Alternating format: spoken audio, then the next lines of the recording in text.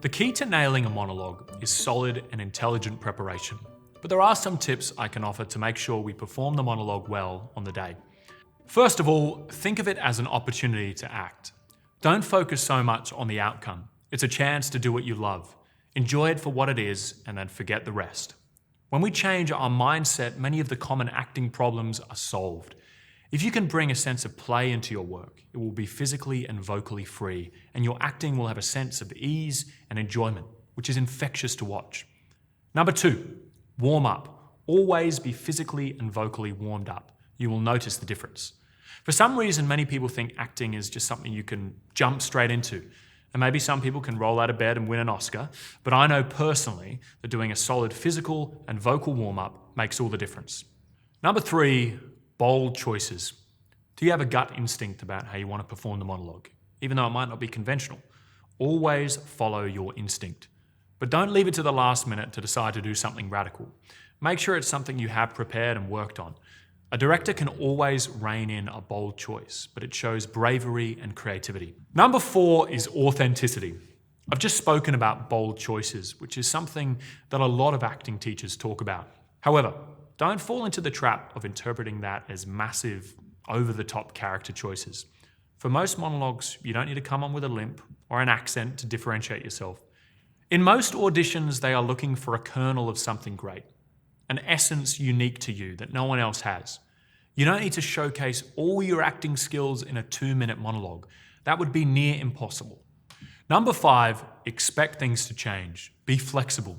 Rehearse your monologue in different ways so that you can always respond to how you feel in the moment. This will give you a sense of freedom and relaxation when it comes down to performing.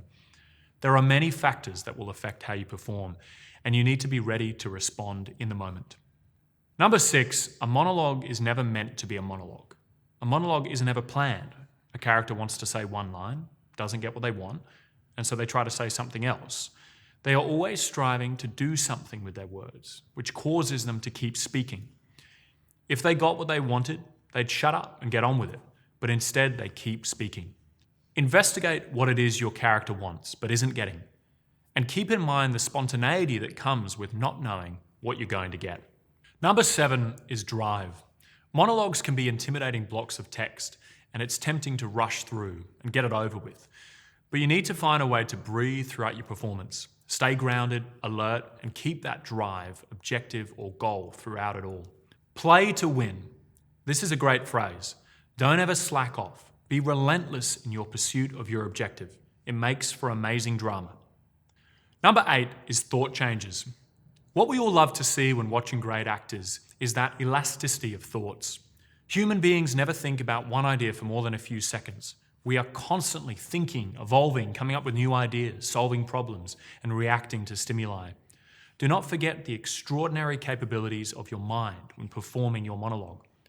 Mark out these thought changes on your page and be clear when and why you're shifting thoughts. Number 9, remember who you're talking to. Make sure this is clear in your mind. Think also about the relationship to that person or to the audience and the reason for speaking to them. This will help you with drive. Lastly, don't perform to camera. A final technical note, aim just to the side of the lens. Do not barrel the camera like I'm doing right now. Mark out some eye lines for yourself as you need to, using bits of tape or objects in the room. Remember, you are always talking to a person, however, and not a thing. Or if you are talking to yourself, what does that look like? If you are performing a monologue in front of a director or panel of teachers, don't look at them. It's just a bit uncomfortable and awkward. Keep your eye line just above them, or if they have provided you with an actor to work with, use them. So there you have it, 10 thoughts on performing a monologue. Remember that we are always striving to achieve an honest, present, and detailed performance. When you truly connect with a piece of text and trust yourself, that's when you start getting accepted into drama schools, getting recalls at auditions, and most importantly, booking professional acting jobs.